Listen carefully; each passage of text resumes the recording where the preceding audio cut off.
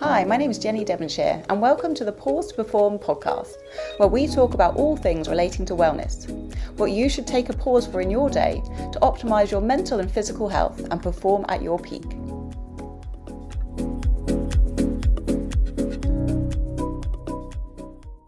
So welcome to the Pause2Perform Podcast with me, Jenny Devonshire.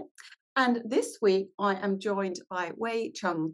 Wai is a coach specialising in movement, strength and conditioning.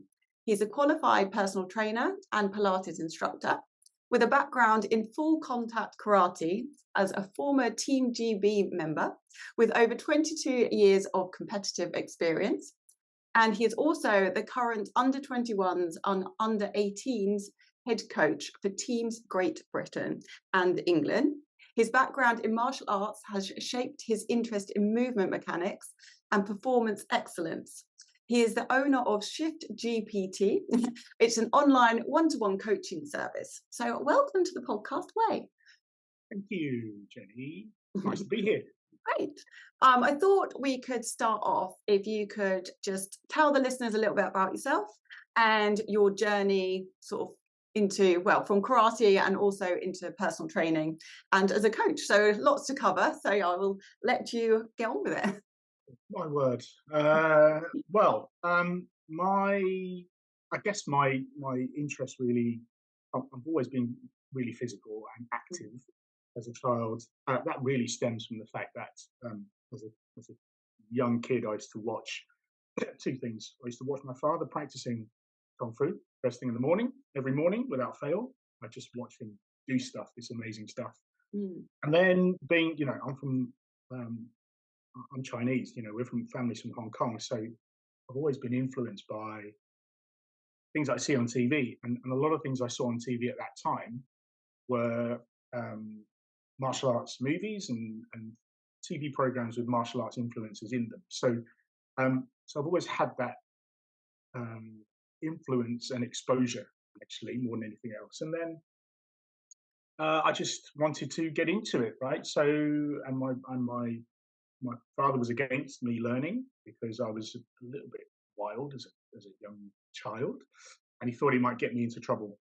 So, but nevertheless, he kind of pushed on. He allowed me to learn from him. And then when I was at school, there were a whole bunch of friends at school that were learning karate. And so all the time that I've been exposed to martial arts has always been just me learning with my father and actually with my brother. It's always been in a very closed environment. And so when I got to school and I was active at school, playing all sorts of sports, and then so when the opportunity came to me to go to a karate dojo, I went and I loved it because it was a huge club full of kids my age. I think there were about 9 of us from school, in the same year, that we all did it together, and we were friends, and we just formed a really good group and bonding. And it's stuck with me ever since. It was just something that I enjoyed. I enjoyed learning the martial art. I enjoyed the movement, just feeling really good in my movements, and frankly learning to kick and punch things. And then I enjoyed the competitive side of it. So from a very young age, I wanted to compete. I did well in my first competition, and continued to do well as I progressed. And it was just a natural progression. There were people that were with me at the time that I started, and they dropped off. They found other things that they were more interested in. But the only thing I was interested in was better and better and better at what I do. And so it stuck. And so I went through a long competitive career. Did well. Well, I won. I lost. All of those things, all of those emotions. I got injured. There were times in my career when I felt really, really on top of my game, and there were times when I just felt like I was slipping off the edge. But the whole time I was still really driven to perform well all the time. And whether that was for me or for my coach or for my teammates, I always wanted to perform well. And it's kind of driven by this desire to I just wanted to be the best I could be, So there was a time when I wanted to be the best, but that didn't work for me, right? There was a period of time when I just knew that it didn't work for me, and what worked for me was the process, and then wanting to be the best I could be, and then the results would come from that. And then after I finished competing, and it was the right time for me to stop, I actually took a little bit of a break. I moved away and ran a Pilates studio and functional training studio abroad. So I was well away from the game, and it felt like a much easier way to transition out of a really competitive career, like cold turkey. And then that's really how my personal training, strength and conditioning, and a desire to coach really kicked in properly. I spent a bit of time abroad in Bali, came back, and then decided to get into my coaching much more. So on the one-to-one, starting as a personal trainer and teaching some classes, etc., and really kind of learning the ropes of the industry. And then, yeah, I just kind of then built up a bit of resilience, coming back into the UK, back into my karate a lot more as well, from a coaching perspective as a skills coach for juniors. And then it's just built up ever since, just it felt like a natural progression. And interestingly, a couple of the individuals that I grew up with, competing against, we're all now coaches or part of that coaching setup. So it feels like a real natural progression to me to be a coach, and actually to give back and have an opportunity to teach and coach athletes in a way that we were never taught. So that's really important to me, because I have had a couple of serious injuries, and those things can be attributed to actually training the wrong way, doing things the wrong way from a really potentially young age, and just having those repeated patterns. And then whilst the body's fit and strong and you're young, you're okay. At some point, I feel that with all of these repeated incorrect patterns, something will break. And so that, for me, that's partly what drives my coaching in terms of performance and excellence. And I think that process, there's a lot of things in there, a lot of things to talk about wrapped up in there that make me think, you know what, we can do that better. We don't need to do that like we did in the early 80s, right? Or, we don't need to do it like we did in the 90s, and all of those crazy things that we used to do that actually built up a really strong mental mindset and a resilience, and being able to endure hard training. I know there are other ways of eliciting that from athletes. Sometimes you have to get the big stick out, that's normal. It's a hard sport, but to get performance out of people, you don't have to crash their bodies out all the time, and that's a really important thing. So that's my mission, right? As a under 18, under 21 coach, that's my mission, to make sure that we bring athletes through the system, so that actually when they're 18, 19, 20, 21, that through that time is when they start to really understand what their capabilities are on a international stage for competitors we're talking about. And so, I wouldn't want them to have patterns that they've brought from their younger years into that stage of their life, because they will break in their mid-20s, that's for sure. So that's my mission. And on top of that, of course, I run an online coaching business. So, and I use the same ethos around that, right? I have a number of pillars which I base my health and fitness business, and that's how I help people as much as I possibly can. And that's kind of me in a larger nutshell. Yeah. It's funny, isn't it? Because obviously, like the sort of world of strength and conditioning or sports science, they're learning so much more. So I kind of think, when we were younger, sports people would just do the sport, whereas now it's very much like all the gym work that you can, like I was watching a documentary, I think it was golf, and they were in the gym, doing loads of rotation training, and you're like, that's why they can take it to another level, because you've got this strength training that just can allow you to build that perform so much better than just doing the sport that you're doing. And especially, I guess, if you're doing things like sort of tennis, golf, very one-sided, you create all these imbalances, and then that's where you get the injuries. So it's interesting. It'll be interesting to see how that goes even further in the future. I mean, I think like psychology is obviously, sports psychology is becoming massive because they're realizing the mindset. And that's actually gone over the question I wanted to ask you. How do you balance the sort of the mental and physical aspects of coaching? So within the karate and in the one-to-one sort of coaching with individuals or non-athletes? Right, balance it. It's interesting. So, well, let's take the coaching, the one-on-one coaching aspect. Essentially, that's something that's been to really, it's morphed from personal training, physical one-on-one personal training. So why do people come to you for training, right? Or certainly my business is all about strength and physical conditioning, right, to one degree or another. And people generally will come to you, or come to me, sorry, because they want to be stronger. They want to be able to run faster, jump, or be more physically able, right? Or they may have some injuries that have stopped them doing something that they used to love doing, thought they loved doing, but because of their injury or positioning or postural positioning means that they're unable to do those things. Or simply, they can't play with their kids, right? There's lots of instances of that. And so they come to me because of that physical, because physically they want to improve. And what I often do is, in order for me to engage with somebody, I really need to understand what their history is.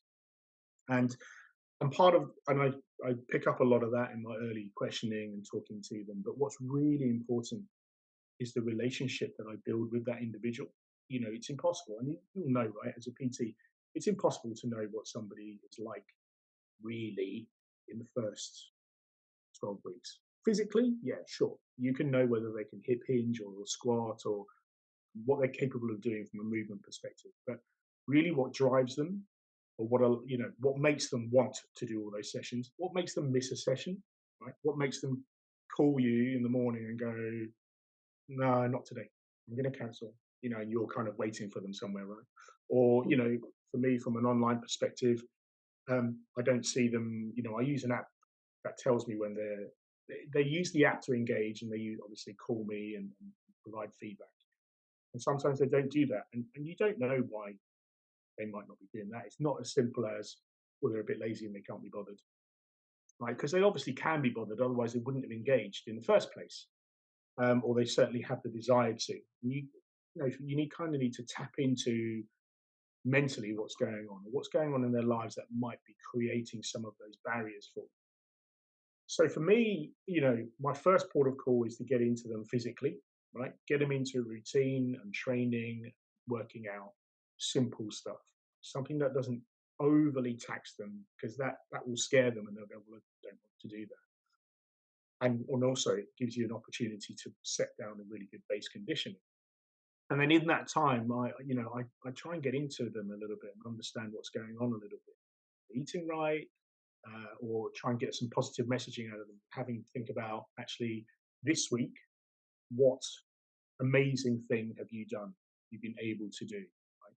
Nothing to do with training. It might well be that they've managed to, walk the dog 3 times a week, right? At the time that they wanted to walk the dog and give themselves time to do stuff. So just eliciting some sort of positive response and thinking about, actually, in that week, what feels great for them, right? Because they might have had a shit week, but actually there's something there that might have elicited some positive response, and getting them to do that. And actually, for me, if I see that first box has been filled in with some text, thoughtful, meaningful text, that's great. If there's nothing there, it means I need to explore that a little bit further. Or they're unwilling to open up. And so there's a sort of mental block there. And then that journey continues, right? It's just getting them to think about things from less about them training, because I obviously want them to think about what they're doing in physical strength work, but actually more about, how they're eating, how they're sleeping, what's their general mood, blah blah blah. And that's my online crew. And of course, when I'm working with my athletes, you know, it's I can see them doing stuff physically, but I'm also aware of the ones that are physically very, very able, and you can see dips in performance, or they're showing up to the session late, or just something. You kind of, if you care enough and you're watching them enough, you'll see those little responses or non-responses. And so that then leads to, well, actually psychologically what's happening in that space. And then you develop a relationship, or the relationship around that. And then I'm constantly looking at ways of how can I connect with them in that space. Because some people just don't want to speak to you, right? They want you to be there and provide a level of support. They don't really want you asking all those questions because they don't know how to communicate. It's not that they don't really want it, it's just they don't actually know how to connect with that part of their brain. So it's weird for them, right? That's the typical thing of men don't communicate, that sort of thing. It's not like they don't want to communicate, it's just that they don't know really how to communicate properly in some cases. So that's a bit of a journey for me in sort of understanding how to connect with people on that level. And also the little techniques that I could potentially use. Now, I'm certainly not in a place where I go, yeah, I've got a toolbox of techniques and I just go, for this type, I go there, that type, I go there. It's more of a feel, actually, more of an exploratory journey for me. And I like to talk to people to understand where they're at. So, I asked them to, my online crew, I asked them to fill in a weekly sheet and get them to write stuff down. But of course, that is also a different technique to talking to somebody, right? It's a different feeling talking to somebody. So I asked them also that it's a trust thing that's developed over time is, the very last question is red, amber, green, which are you? Red means you got some stuff going on and you need to talk to me about it because you're not sure, right? So we'll pick up the phone and have a conversation. Green means actually this week I'm all good, right? Well, I'm all good. I don't need to talk to you, Wade. Not interested this week because I'm hunky-dory, unless there's something missing in a box, and then I will call them and say, what's going on here? Or, drop a little text or something. Amber means actually just not quite sure. Let's have a quick 5-minute just to clear up something. That might be about, actually, I'm not quite sure about a particular technique, or I've tweaked myself a little bit and I'm not quite sure what it is. What should I do? Right? And in most cases, it's like, you'll be okay. In other cases, like, perhaps you should go and see a physio because I'm not one, right? Yeah. And then I can work with your physio. So on that sort of psychological point of view, that's kind of how I try and elicit that thinking, which is building that relationship.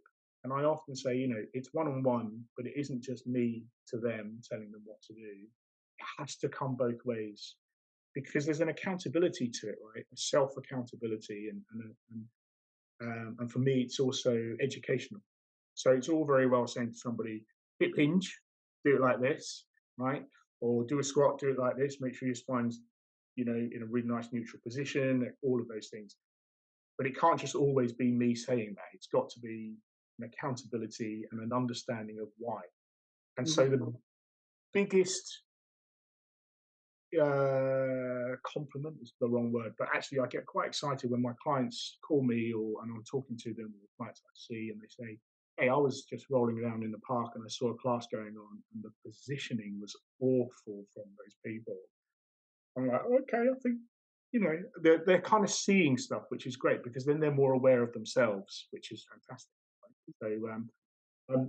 So yeah, on a psychological level, that's why I try and elicit that two-way conversation so I really understand and get into that thing a little bit. Yeah. And some people are physically very, very capable, but just psychologically there's something blocking them. Whether that's them putting too much expectation on themselves because they think they need to be ripped within 2 weeks, or for the ones that are really thinking about a little bit of weight loss or something, they've come off biscuits for 2 days and they think they should be, they should have dropped optimum weight and all of that craziness. And it's just being able to just cue in on those messages. It's something that really fascinates me, the psychology of it all.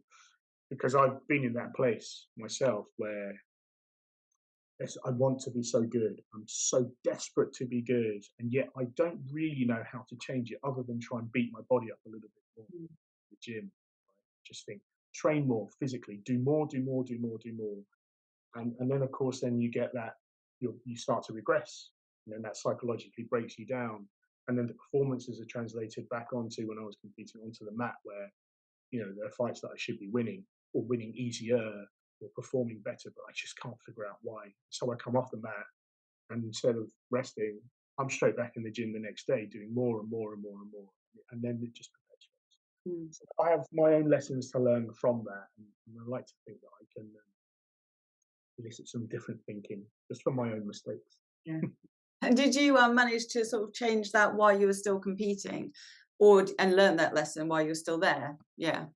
I did, yeah. And that really comes from the fact that I think there's a period of time where we were saying earlier, right, how information is so much more readily available to us. And I always sought other information and just tried to learn a lot more. But there's definitely a period of time where I was younger and I was physically really strong. I just felt so strong, physically strong. And it didn't matter. I just wanted to be stronger so I could run faster and kick harder and do all of those things. But I never paid attention to, I didn't pay attention to how I was thinking. Just got on with it physically. And then as I got older and after my first major injury, snapped my ACL, and I couldn't understand why. So I kind of I learned a lot about the ACL. I learned a lot about a dog ACL, actually. The first thing I did, because I was looking at the wrong images from the internet. I learned about a dog ACL.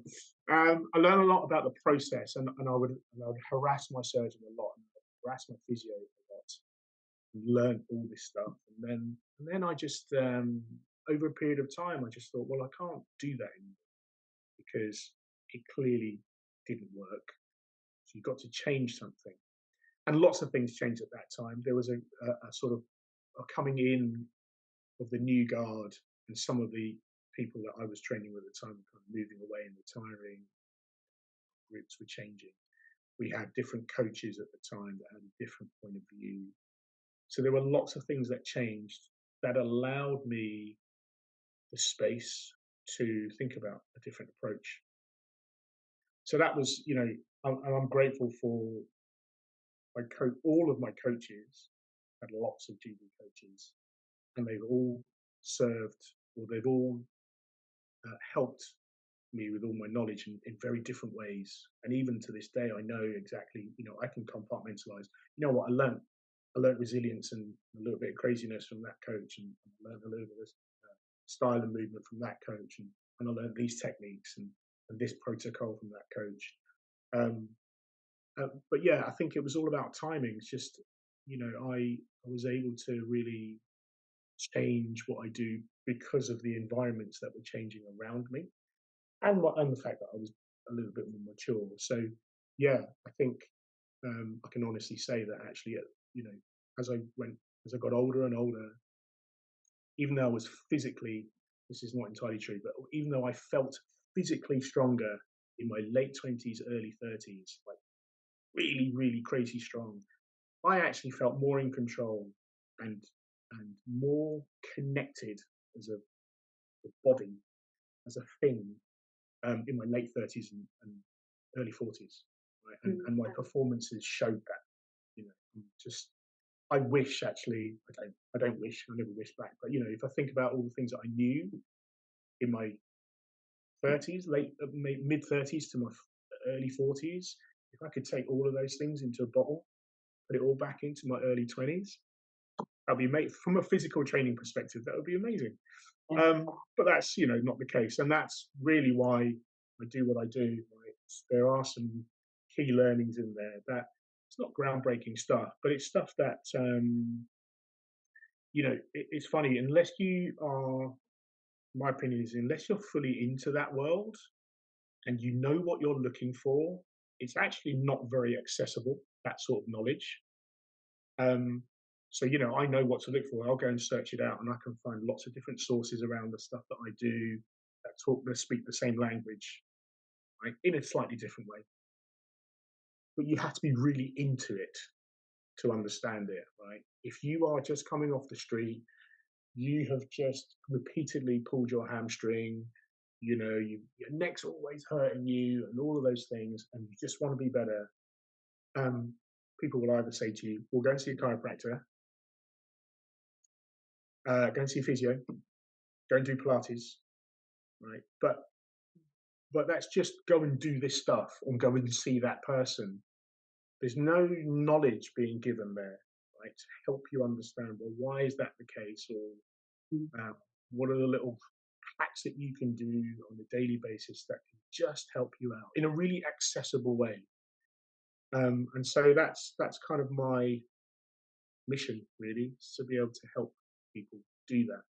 And then, of course, if you want to get geeky about it, I can get geeky with you too, right? That's great. Love that. But that's few and far between. And I do get some clients that come from a place where they know little to a place where they're suddenly very, very geeky. And I like it, but a bit scary for those people. So yeah, yes, definitely. Yeah, it's definitely stuff that I've managed to pick up over years and years, and been able to apply those things to my own benefit.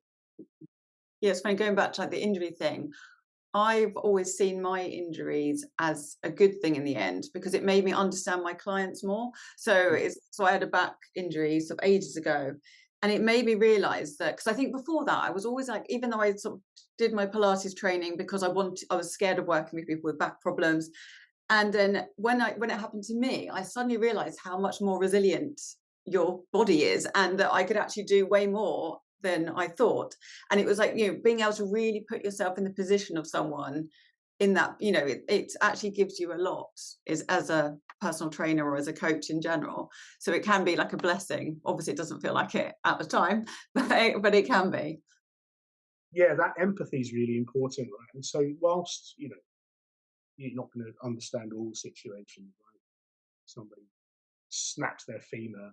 You've never had something as awful as that, and you're trying to help them through that process. You may not understand psychologically what's going on all of the time. But yeah, I think, if you have been in a position where you have had an injury that takes you out of your comfort zone and takes you out of your routine, and the way you want to train, and makes you fundamentally rethink things about how you do things, that absolutely does help.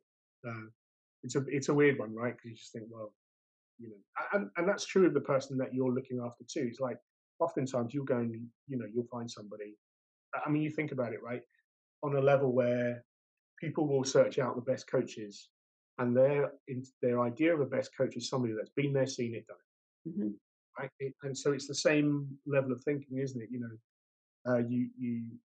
If you know somebody snapped their ACL, if you're going to go and search for a good trainer that can help you through an ACL recovery, that trainer's snapped their ACL, and also they are a good athlete, right? Obviously, they've got to present themselves. They've got to for me, the person that coaches has to have walked and talked it a little, right, in some way. You're always kind of going to look for that. You're going to look for somebody that's had the same experiences as you. So you want that level of empathy.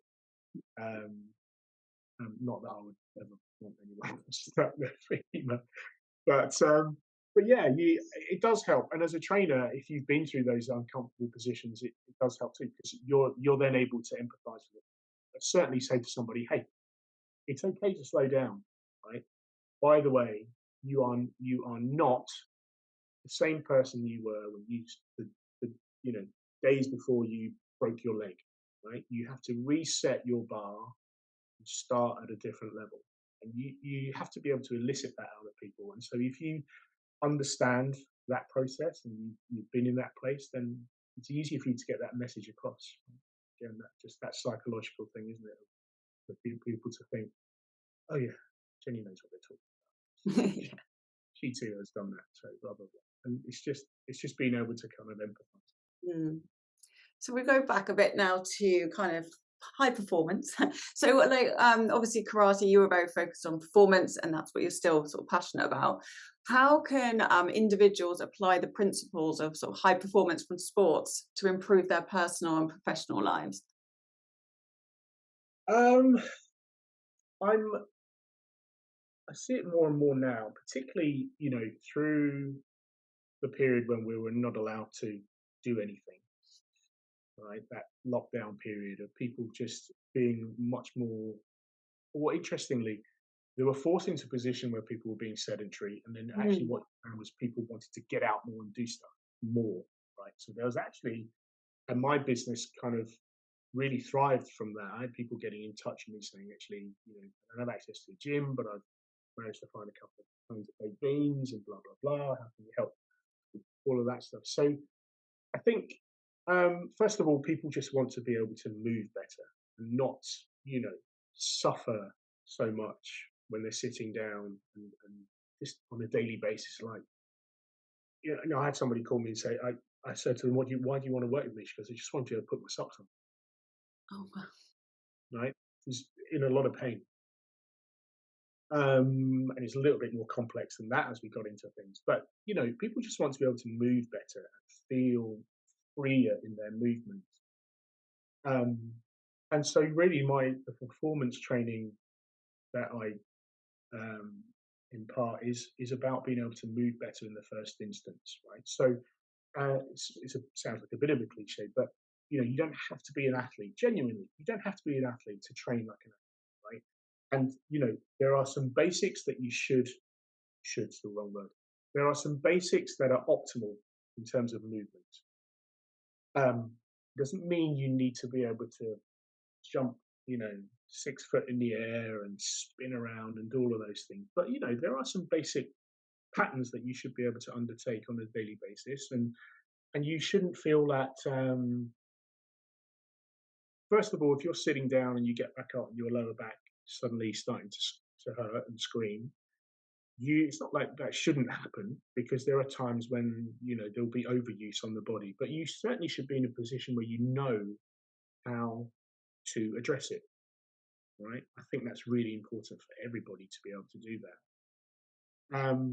And so being able to move well as a human being in its most primal sense will give you the foundations of optimal performance for whatever it is that you are wanting to be optimal at. So if you just want to be a human being that's able to rock around and somebody throws something, you can avoid it without pulling your back out, or you can turn around in the back seat because the kid's kicking off in the car, and you can just tell them to calm down, grab something from the back seat without pulling your back. All of those things is optimum performance. And then, of course, you've got the athletic capability for, like, super athletic capability for the ones that want to undertake any particular sport. And so, whilst I'm a karate coach, I've put all my principles, and the guys that I work with, the skills coaches that I work with, we all have the same ethos around having this base level of conditioning, base patterns that we should be able to undertake and understand, right? No matter how young they are, they're kids. Some of these are very young kids. Some of them are under 12 and they're young, right? They just want to play. So just that being able to play is important. But playing so as they get a little bit older, I want them to be a little bit more mindful with their bodies, because there are some repeated patterns in karate, constant repeated patterns in karate that causes imbalance. And that, of course, depends on coaches and instructors and what they teach and how they teach and how frequently they teach. But if you go into a karate club and you do thousands and thousands of kicks constantly, guess what? Your hip flexors are going to be super tight, right? So you have to do something else in that class or outside that addresses that or helps to balance that out. And not everybody understands that, and that's okay. So yeah, there are grades of performance. But like I said, at its most base level, all the patterns, know all of the patterns that you should be able to perform those well and understand actually if something's not quite right, what are the things that I can simply do to just help address that? Perfect. And I was just thinking, like, so I'm probably really wrong here, but whenever I think about athletes, I always think of them like being super motivated all the time.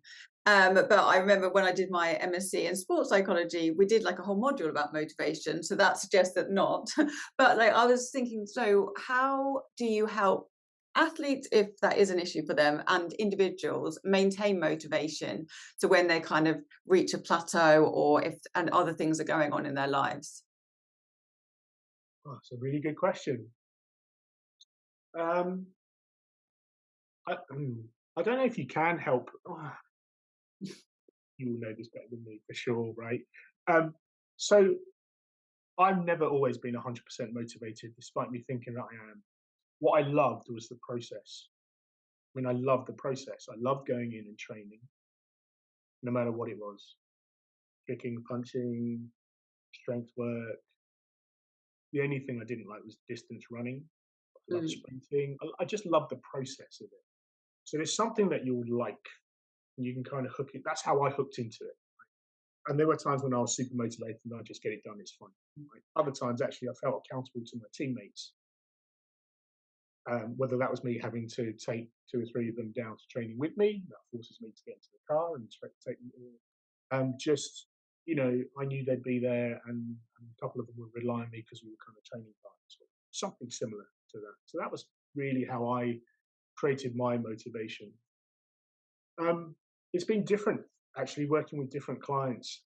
You can see when people's motivation's starting to drop, right? They rock up to sessions a little bit late, or they don't check in, just pretend I'm not there. Or they miss sessions, or they'll say, "Hey, I had a really busy week, and not being able to do those things." Yeah, actually, they were really busy doing the other things that meant they didn't need to train. Or it's a tricky one, and again, this comes from understanding, building that relationship to understand actually what's driving them, because obviously people are different. And what drives them on a daily basis? Why would they rather go down the pub or sit and watch TV because they're tired after work rather than go and do a workout? And yet, once they've done that workout, I will always get a text that says, "Didn't want to do it. I feel amazing for doing it." And we all have that same feeling, right? Endorphins kicking in, and suddenly you've kind of moved, got sweat going on, feel really strong, or whatever. Um, and we know that's that feeling, but it's hard for people to engage into that feeling. And so, one of the things I employ really is to say to them, "Hey, look, I surrender to that, right? And say to them, you're not always going to be motivated. But what's really important is that you understand what it feels like at the end of what you're doing. And you always say, I feel great for doing it. I feel really good. Didn't want to do it, feel really good." So if you're not motivated, then the first thing that you need to do is create habits. Mm. And that might be just, instead of sitting on the sofa, just go and change into your kit, right? Or put your trainers on. Just that habit. And with each of those little habits, you're forcing yourself to go down that road, right? Forcing yourself to go to the gym. Put your gym kit on, put your trainers on, stick your stuff in your bag, walk out of the door, and then you are committed. You can still turn around and go back indoors and go, "Sorry, I'm going to go and see my mates down the pub." But you're much less likely to do so once you commit yourself to the process, right? And so that's really what I say to a lot of people is like, do that one thing that commits you, and then the next thing, and then the next thing, and then it forms habit. And rarely, rarely, rarely does anyone ever say to me, "Yeah, I tried," but it just happens. And then, of course, there will be other times where people go, "I really didn't feel like it," and that's fine. You can surrender to that, because actually you're talking about the long term or medium term process, not that short term goal. Because everyone has a slip, right? Everyone will put their hands in the cookie jar when they're not supposed to. Everyone will miss a training session for whatever reason. There's always a reason that you can convince yourself of, and that's okay. But you also need to be able to retrospectively think back and go, well, did I just kid myself then, or was that a real reason? Yeah. And so that's really important, and it's for some people it's a lifelong mission, and for other people it's a really quick fix, because once they're into the habit, once they've taken a couple of shots of the fitness bug, they'll go, I'm sold forever, right? And it's just understanding that with people, and as a coach, unless, well, even the top athletes that I work with, I rarely beat them up over it. I mean, there are some that need a kick up the backside, and they know that too. But there are others that, if they miss it, hey, it's okay. So, I mean, it's rare, right? You've got the top athletes that rarely miss sessions, and when they do, it's a very good reason, and it's okay, and they understand it. And if it's not a good reason, then there's something else going on. We need to explore what that is, because clearly it's not just about motivating yourself to get into the process. There's something else going on that's helping them, making them misfire. But for your average person that wants to be fit and healthy and not doing those sessions, then that's mostly habitual. Yeah. Of course, if somebody comes to me and they're in their 30s, early 30s, and they haven't done that sort of thing before, that's a big habit to kill, right? So you have to give it time, and you have to be patient. You have to have that empathy towards it. Yeah, I've got a client that he'll never cancel because he doesn't want to get into the habit of being able to cancel. So, Right. which is sometimes annoying when he turns up and he's ill, and I'm like, I don't want it. But but he doesn't. He just doesn't want to allow himself that option, because he thinks that's that kind of slippery slope, which is quite interesting. And going back to like the gym, like going in the evening, I remember when I worked in an office. Yeah, once you're home and sat on the sofa, it is so hard to get out again. I would always have to go straight from work.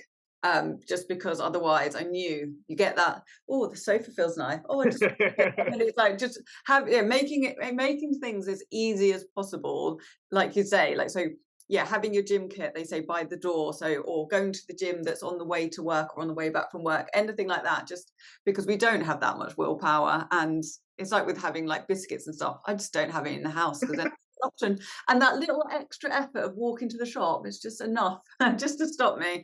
So yeah, it's hard, right? I mean, now a lot of people work from home, right? Where you have the option of working from home, so they have to leave the house. They have to leave the house. They have to go to the gym, and so it's for some people that's really tough. It's really hard, and so again, to make it easy for them, it's like, and this is something that a lot of people that came to me during those months when we just kind of locked away, was allowing them, helping them set up in a way that's easy for them in their own home, right? But then it's weird, because you get some people that like working out from home because it's just convenient for them and it's cool. You get some people that just don't really like it, and I have a number of clients that the minute they're allowed to go back to the gym, even though they had a full-blown setup in their homes, and I'm one of these people, by the way. Yeah. They wanted to go down to the gym, and that's okay. I have a full-blown setup at home, right? And I can do whatever I want to do. I like going down the gym. I like the process of going down to the gym. It's just one of those things. I think also, if you're at home, there's too many other things that you can notice to distract you, aren't there? You just like, oh well, I'll just like put a wash on. It's just I got myself an assault bike in lockdown because I love it, and I managed to get some dumbbells and stuff. So actually, I was quite good at working out at home. But yeah, same. As soon as the gym opened, it was so nice just to be there, because there's nothing else to do other than to work out. So you're like, right, I'll do a much better workout. You were cranking out loads of programs during lockdown. Yes, I was. Yes. I think my cardiovascular fitness was probably like the best it's been, because every day I was on my assault bike with all my neighbours thinking that I was a crazy person. Well, realizing that I was a crazy person, I should say. But yeah, I Yeah, think I much prefer going to the gym. yeah. And again, it's this process of going to Mm. the gym, and it might well be actually that you have there's more like-minded people in that space, and then it motivates you, right? Yeah. So this, going back to when I was a kid, doing learning kung fu with my dad and my brother, and then suddenly I had a load of mates at school that were at karate, right? Mm. And so even essentially I was learning a martial art, but I went to learn karate. I was in a space where there were a lot of people at that club, and I loved that environment. Mm. And you just feed off that environment. So this goes back to how you get how are people talented for something, and I just believe there's no such thing as talent. So get a little bit whenever I hear the word, like if I see some sports commentary or something on the TV, oh, he's really talented. He's not talented. He or she has worked so hard to get in that place, and it's exposure. Right? It's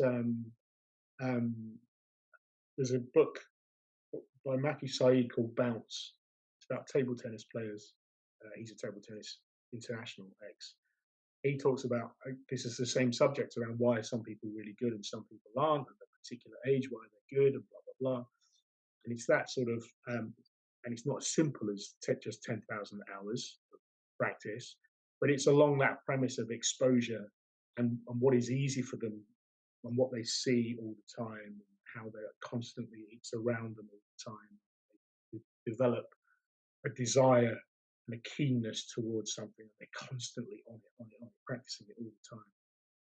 And so that's the talent development. But it's about being in an environment that allows you to flourish like that. And so that's when I'm coaching groups, we're always trying to create that environment of I just want to be there. It just feels so good. Mm. And that's how I felt when I was learning part of a team. I just wanted to be there. It was it was a fear of missing out in such a cool place to train, and the people around me and how everyone else was progressing. You just never wanted to fall behind, right? Even after, being a little bit ropey because you might have been out the night before and had too many drinks, in the off season or something. Right, and so there's another thing, right? So it's okay to kind of just drift off out of that, right? Let yourself relax sometimes. You cannot be this sort of crazy driven person. It's my point of view. Right, it's okay to relax and do stuff. Mm. But then I just never wanted to. I've always wanted to be in that environment, train with those people, and that's the same thing about going to a gym, I suppose. And then the self motivation, right? So if you do train at home, you've got to have a lot more self-motivation to be there and just do your thing, because there is no one else. You can't show off to anyone.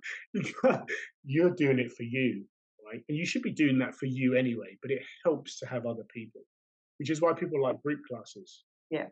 The group classes may not be the best things in the world for a majority of people, but they do get people out and about, and they do get them into an environment where they're being free and moving and doing stuff. And so in that respect, it's great. Mm. So I think it's important that you provide an environment that allows people to flourish that way. And then that builds, you then kind of you start, hopefully when you do that enough times, you understand that actually, I like the process and I'm okay, and I can do the occasional workout at home and it's all right, fine, but it kind of builds the habit, which is really good. Yeah. I think, habits are kind of the foundation for everything, aren't they? Like, because once it's a habit, you don't have to think about it. You don't have to force yourself to do it. I mean, I think for me, I was always more towards the thing of having a bit of like an exercise addiction, right? So for me, it was like I had to go, and I had to learn to stop myself. So sometimes I would always be like, right, I have to go and I have to do a HIIT workout because that's what I used to do all the time. And I'd be absolutely knackered. I'll be like, no, I'll just have a coffee and then I'll do it. I couldn't just let myself relax. And then I've definitely got so much better now.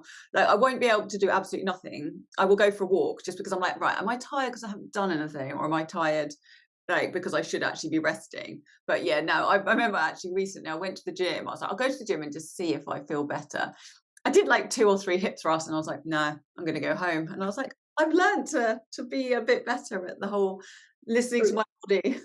So what was it when you went to the gym when you were younger? Was it because you were just simply addicted to any sort of exercise? Or was Yeah. it you wanted to be stronger, or what was the underlying reason? Well, so I grew up, it was like gymnastics and horse riding. Had a knee problem, so I had to give up that. Discovered the gym when I was doing my A levels, and I think no, I think then it was like to do with like I was doing way too much. I would have like, it was more like, guess it was a bit of a compulsion. It was like I had to do the X amount. And I remember swimming and I would be like, right, I have to do 60 lengths. And this was like a big pool. But if I did like 51, I couldn't stop at 51. I had to go up to like 60. I did have quite bad anxiety and stuff at the time, so it probably all ties in. And then it was like, I think I had a thing about being really fit. It wasn't being about strong. Like now I'm much more about, I want to be strong. Mm. It's about being like, I wanted to keep my fitness. And I don't know what I wanted this fitness for, but it was just this thing that I had to have. Because I remember when I went to do my yoga teacher training, and I was like, right, it's okay, because I was worried about losing my fitness. And I was like, it's okay. I'll get up really early and I can do hill sprints and burpees before we start. And then the first day when we went in, we had this like sort of welcome ceremony. And they're like, you're not allowed to do any other exercise because it's like we're doing a lot of yoga, it's hot and your joints and all this stuff. And I remember like almost having a breakdown because it's like, oh my God. But actually it was really good for me because I'd had a month of just doing yoga, and it was actually quite gentle yoga because we were learning to teach beginners. And I realized afterwards, I think like as soon as we finished, I went off somewhere else, and I remember doing a HIIT workout on the beach. And I remember realizing I hadn't lost any fitness. And then I was like, oh, okay, so it's fine to take some time out. So yeah, I have learned now I do listen to my body. And I think also I don't, because I used to do intensity every single day. So, and it was like, that was in my head, that's what I had to do. Whereas now, because I've been following a strength program for like 2 or 3 years, I'll do strength training. That is like the foundation. And then I'll do like a bit of conditioning at the end. But that is not the big thing. And I feel, I've got stronger, body composition so much better. And I was like, why did I do that? But it's a learning process, isn't it? It's like, I just didn't know any better. So Yeah, and I think also the industry, the industry has a lot to say for that because classes are always centered around HIIT training. Fitness messages are always around weight loss. yeah, And you see all the messaging is all about body composition, weight loss, blah blah blah. And foods is about zero fat, weight loss. And actually, fitness, there are many parts or many elements to fitness, right? And strength is one of those things that it's funny because men in the main just like to go into the gym and lift weights, not do any cardio. Traditional, right? This is a traditional thing. And then you flip it the other way around for females. And I think the proliferation certainly of CrossFit, whatever your opinion of CrossFit might be, has helped paint a very different picture of what it means for women to have some muscle and be strong, and just you're not having to do HIIT all the time. But there's a real that hopefully that has helped kind of dispel that myth a little bit about being too bulky, or actually I can't do weights because I'll get too bulky, right? Which is nonsense, by the way. So for all your female listeners out there, nonsense. And actually, muscle mass at a certain age or going up to a certain age is one of the key differentiators for longevity. So it's a really big deal to be able to lift things and be strong. And it's okay to have muscle. I mean, I don't know how many times you've heard people say to your clients, maybe new clients, say, just I want to tone up, but I don't want to have any muscle, right? What does that even mean? That means I just want to lose fat and get some muscle on me. Right? And it's funny, I've had it more than once or twice actually with some of my female clients that, the ones that have said I want to tone up and don't really want to be bulky. And actually, you know what? You're not going to be bulky. Right? What do you think you're lifting that's going to make you so big? But the ones that have said I don't really want to be muscly, just want to tone up a little bit. Later on in our journey, they come to me and go, "Got my guns." You're like, okay, that's a shift in your mindset around that sort of stuff, which is great. But yeah, I think the messaging in the fitness industry is really, and so I think for people like you and I, when we're working with clients, certainly my messaging is I always talk about strength, conditioning, and movement capability and all of those things, right? And I don't focus on the fact that they can build a bit of muscle or lose a bit of fat. It's just about being able to move well. And then if everything else if you then work everything else in around it, you'll reach a point where you're going to be happy with your composition, whatever that is. So obviously, in your early 20s and all the way through those years, you kind of want to have this super ripped up body all the time.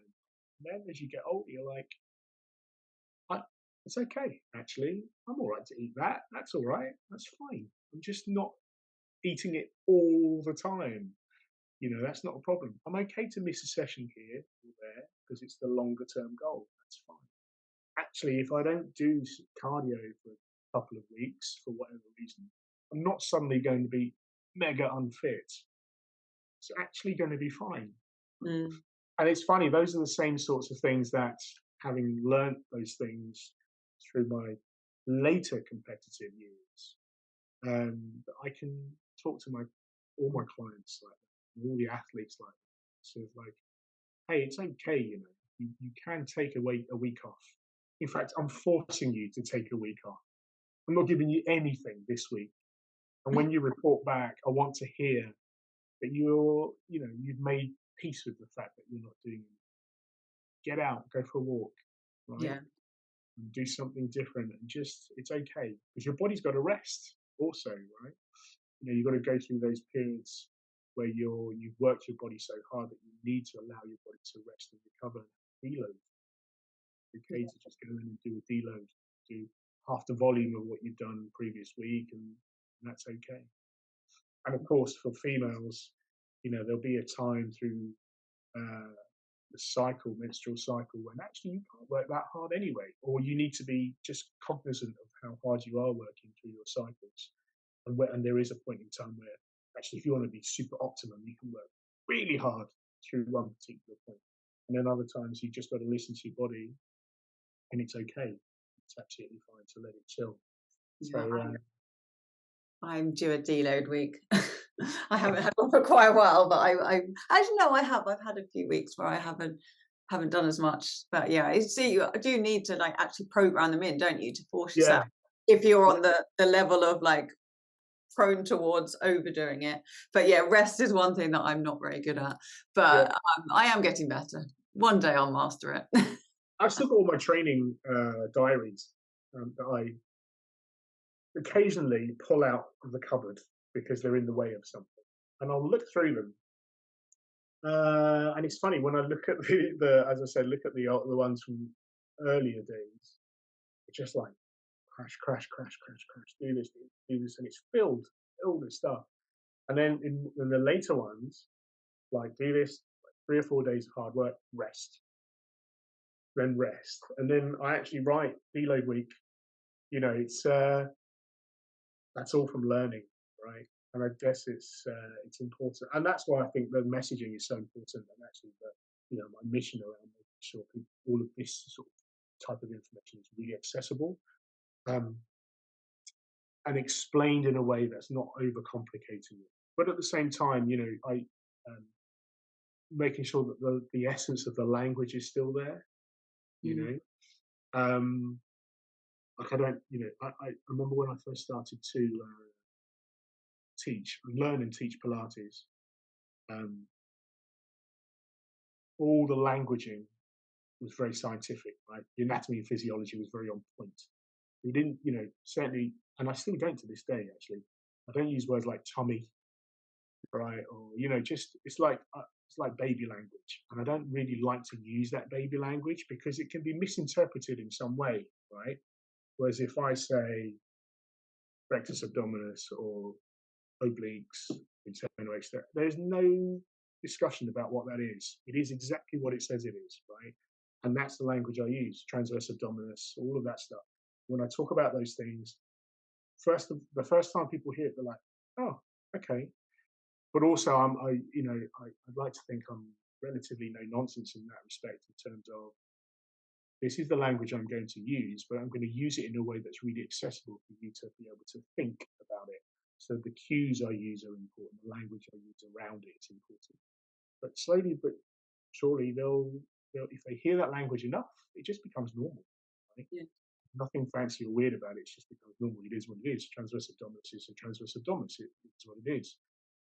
And they can understand what it is because I'll tell them what it is. But that languaging, I think, is really important because then I genuinely believe it empowers people, right? Because it isn't baby language, and they pick up some knowledge. It's low-level knowledge, but it helps them understand what they are doing, why they're doing it, how to become more performant. What they do. Yeah. What I think is, would just made me realise, it's like, isn't it mad that, I mean, it is complicated, but that we don't know much about our own bodies. We don't know the muscles. We don't know, and obviously, especially when you go into like chemistry and all of those things, it is very complicated. But a basic understanding of your anatomy is actually really important because you're living in this body, and if you don't understand how it works, it's just a bit mad, really. I mean, that's I sometimes I wonder sometimes whether I'm a little bit over the top of it and just think you should know, right? But actually, you're right. There is I think there needs to be a basic understanding, right? Some people say I've done my hamstring and point to the front of their leg, or they hold their calf and go, I'm not quite sure what I've done to I don't know what muscle that is, that I've hurt. That's quite extreme. But I think people need to or should be able to understand. And it's okay if they don't, but it's, again, the information that's out there should be in a way that it's accessible for them and makes them want to learn, rather than be kind of bombarded with all of this, top 12 exercises for creating a massive back and all of that stuff, right? And that's fine if you're a bodybuilder. But just, again, I think some of the messaging that we have, that the industry has is about, just piling on loads of muscle and training like a bodybuilder, which isn't great for a lot of people. A lot of people just want to be able to move well, and connect their bodies in the right way. And that often is not about single muscles, right? It's about being able to shift your body from one position to another, and be able to be stable whilst you're doing that, and understand why you need to be stable and all of those things. So it's about total body movement. Again, that stems from the fact that that's really what martial arts is, right? You kind of really, for us, it's trying to connect our bodies in a particular way and learn patterns and do things. But it's total body, right? It's never just one muscle doing a thing. That's not how we function. Yeah. I always think of sort of martial arts as being, because I remember I was on a course or something. They were talking about you've got the people who are like super flexible, but they've got no strength, and then you've got people who are really strong but really stiff. And then they call them the ninjas, which are like you're strong and you can move amazingly. So you've got the flexibility, the strength, everything. Yeah. And that's when I think martial arts, I'm like one of those sports where you're bringing all of those really key fundamental things for being able to perform into one thing. Yeah, I mean, that's optimum, and that's obviously what we're trying to achieve. For that's one of the goals anyway, about being a good athlete in a way. What we learn is in martial arts a little bit more than that, but certainly the sporting aspect of it, what we do from a perspective, is about being able to kick and punch and be super athletic and all of those things. But yeah, So that's it's interesting to, like I said, my goal is to make sure that the kids now don't get to my age and have poor movement habits, right? And really suffer as a consequence of that. You know, that being said, it's a really repetitive um, sport, or one of the word. It's not really a sport, but it's repetitive, and what we do, the nature of what we do, is really, really repetitive. And so it's important to make sure that we stay balanced in that in our training. Right? It's no different to if you're a young Jenny going in and constantly doing HIIT classes, right? That's really, really repetitive. Yeah. It will break the body, right? And so you have to be able to understand that there are other things that you need to do. Want to do the HIIT, want to continually do thousands and thousands of kicks. There are other things that you need to do to allow your body to do that. Yeah. But you also need to understand that as you get older, you will slow down a little bit, right? And so you have to understand volume of training and those things too. Yeah, it's funny actually. I remember somewhere I came from, it's like saying, but it's much better to learn to do something properly the first time rather than trying to change your patterns and habits after. It's so true, isn't it? Like trying to relearn something, it's so difficult. Yeah, it's really, really tough.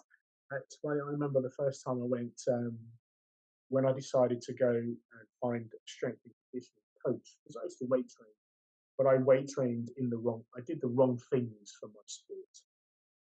And it got me to a certain point, because there's always benefit in weight training, weightlifting, whatever it is that you're doing. And to have a strength training program is better than not having a strength training program. But there is a point in time when you're seeking a level of excellence that you got to make sure that you're lifting for the right reasons, right? So training like a bodybuilder is not going to help you get any better as a karate athlete, but doing stuff like Olympic lifting or more dynamic lifting will help you develop your speed and power. And I remember the first time I went and met my strength and conditioning coach, and he just asked me to do a simple squat, and we were doing high pulls, and me thinking I was really strong, popping weight on the bar, and then realizing I was not remotely strong in terms of the company around me and the way they were lifting optimally.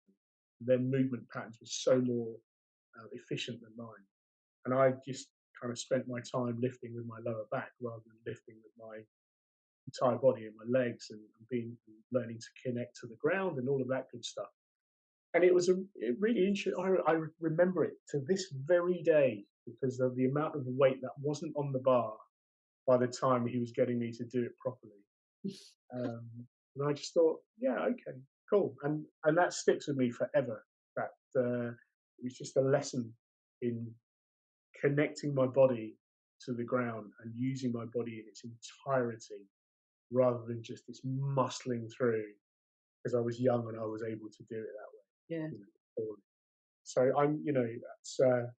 I'm always horrified whenever I understand, because I've been in that place, but I'm horrified when I see youngsters.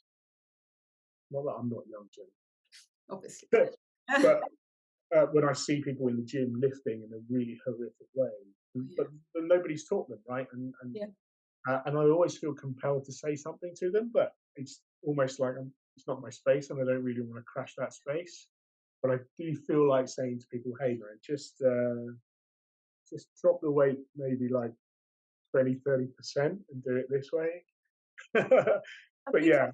There's Brett Contreras. Is it Contreras? I think that's how you say his name. But he was saying that I think it was him actually. He was in the gym, same thing, like massive ego about doing squats. And I think someone came up to him and basically said, "You're doing half squats," made him take off some weight and do them properly. And he was like, "Oh, right. This is yeah." But it's always, I always say to my clients and stuff, on squats, it's that last inch or last little bit where it really hurts, and then you're like, "No, do it properly," and then they're like, "Oh no, but it's so much worse." Well, I mean, there's also an argument, right, about squat depth, like how deep you need to go for what you do. So, and also it's fun, isn't it? Because our hips are in a particular way. You can't change how those bones are formed. And so that's a limiting factor in how far you can squat or the way you can squat. And all of these things are really, really important. And so, I talked at the beginning about some specific patterns that we should all be able to do. But those patterns have degrees of shift in them, right? It's not about being able to get your butt down to the ground when you're squatting. It's great to have that type of mobility. Or, I would love to be able to have that type of mobility, but I can't do that because of old injuries. And there are some people that can't do that because of the way their hips are, right? And I think as trainers, it's really important for us to be able to understand that. And so whilst it's okay to push the limits a little bit to get more mobility, we have to understand actually there are sometimes just not getting there because the bones won't let them get there. You have to really be able to understand that. And I guess it's funny, talk about yoga. Now, I've never done yoga seriously or regularly. But I constantly have this conversation, right, with people. What I always learnt to do, be able to, is have some good mobility and good strength. And yeah, sure, when I was younger, I really pushed the mobility and pushed my flexibility training hard. And, almost certainly overdid it at times, right? But when I would go to yoga with my partner, I'd just be knocking out these yoga moves from nowhere, right? And people would look at me and go, "How long have you been doing yoga?" I'm like, "Never done it before." But it's just about that movement capability. And a lot of those weird yoga, a lot of those people where they go, they're kind of strength-based moves, right? Rather than just about sitting in a position, holding it forever. So I was always comfortable with those anyway. So for me, it's like, I don't want to crash on the yoga industry, right? But oftentimes you go into a yoga class and people will go, push a little bit more, push a little bit more, push a little bit more. You're like, hang on a minute. You don't know any of my exercise history, right, whatsoever. You're asking me to flex my knee in a position where, guess what? My knee capsule doesn't do that anymore, right? It's like a bit of leather. I've got the mobility that I've got in there, and I'm working with it. But you're asking me to really crash and push through it, and that really worries me. And one of the examples, I remember going to a class when I was living in Bali. It was a hot yoga class, and actually I quite liked the heat of it, and it was really nice. It felt really nice on my joints and everything, and allowed me to work in a really comfortable way. And I remember the instructor saying, and I said to the instructor, "Hey, I've got previous history of ACL. The knee's good. It doesn't go into full flexion. I just can't sit on it in a way that you think I can. One knee's perfect. The other one isn't. It's just a few degrees off." He actually said to me, "That's just bad energy. We can get that out of you." Oh. Right? And it horrified me, right? I just thought, why are you teaching people and saying that sort of nonsense? It really made me just cringe a little bit. Yeah. Like I said at the time when I was there, I was running a Pilates studio, and I had a couple of people come from that class to the studio because they had injuries from that or instability issues from that class. That's all they did. And they used to come to the Pilates class to just create a little bit of strength and stability and stuff. And it helps them with their yoga, which is great. Look, if people enjoy yoga, that's fantastic. Again, it's just about being rounded and understanding that there are other things that you definitely need to be doing over and above yoga. It is not the only thing in the world. Similarly, lifting weights is not the only thing in the world. You have to take care of your cardiovascular.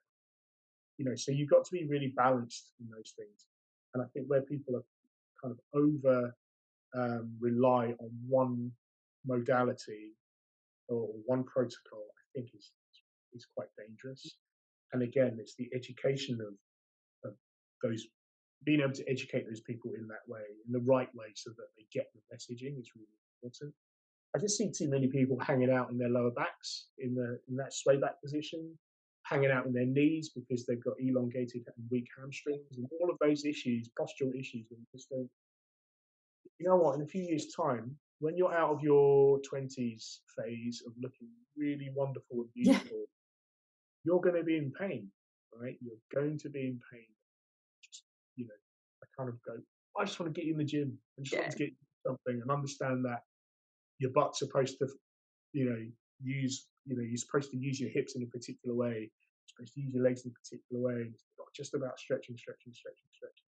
At least this obsession with glutes now will help, because I feel like everyone's like wants to build a bigger bum now. It's like, yes, excellent. Yeah, there is an obsession with the glutes. It's a weird one, but hey, like I said, I see a lot more.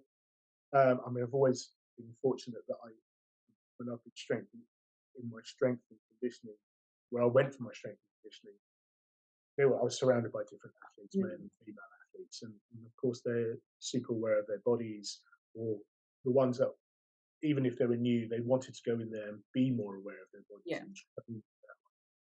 I've always been lucky to be surrounded by people with tons of knowledge that I could tap into, and similarly the other way, right? So we'd always talk about things that we're doing, and what worked and didn't work for us. And so it's nice to now go into a gym and there be not as many women as men, not 50-50, but a lot of women in there lifting weights, not being afraid to lift weights, and not being afraid actually to go up to men who are sitting on the benches with their phones and saying to them, have you got long left on that bench?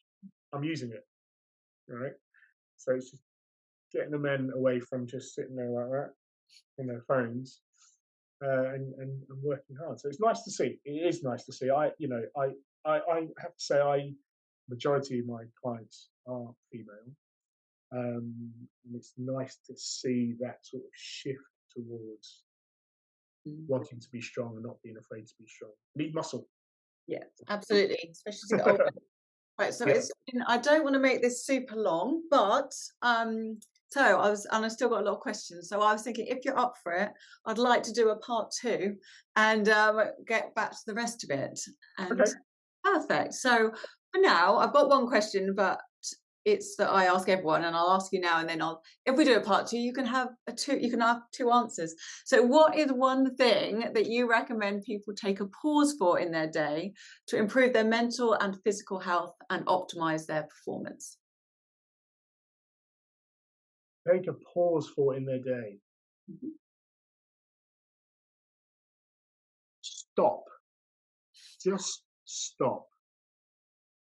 And walk away from what they're doing into a different environment. Either, if that's at home, if I'm at my desk, I will walk into the garden, right? Or walk around the block with a cup of tea.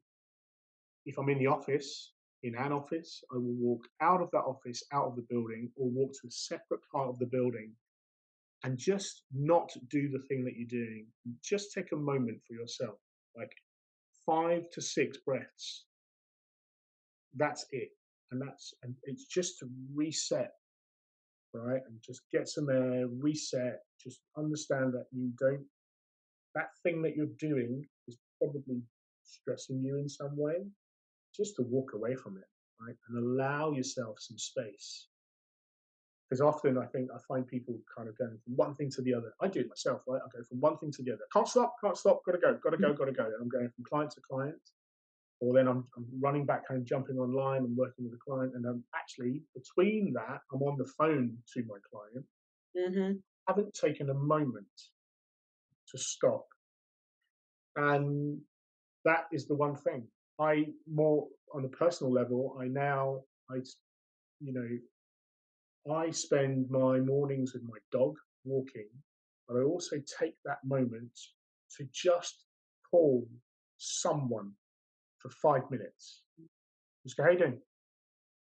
Blah, blah, blah. I'm just out with the dog. Nothing more. See you later. Like, oh. Right? And it's just a break from the norm. And I take a bit of air, 5 or 6 deep breaths, and I'm good. And I find that really helps. That's awesome. I love that. Well, thank you so much. And I definitely will organise part 2 very soon so I can get through the rest of the questions. But thank you so much for your time. Thanks, and have a great rest of the day. You too. Speak to you later. You've been listening to the Pause2Perform podcast with me, Jenny Devonshire. If you enjoyed this show, I'd really appreciate it if you could rate, review and subscribe. This helps other people find it, and hopefully I can help more people to improve their mental and physical health and optimise their performance.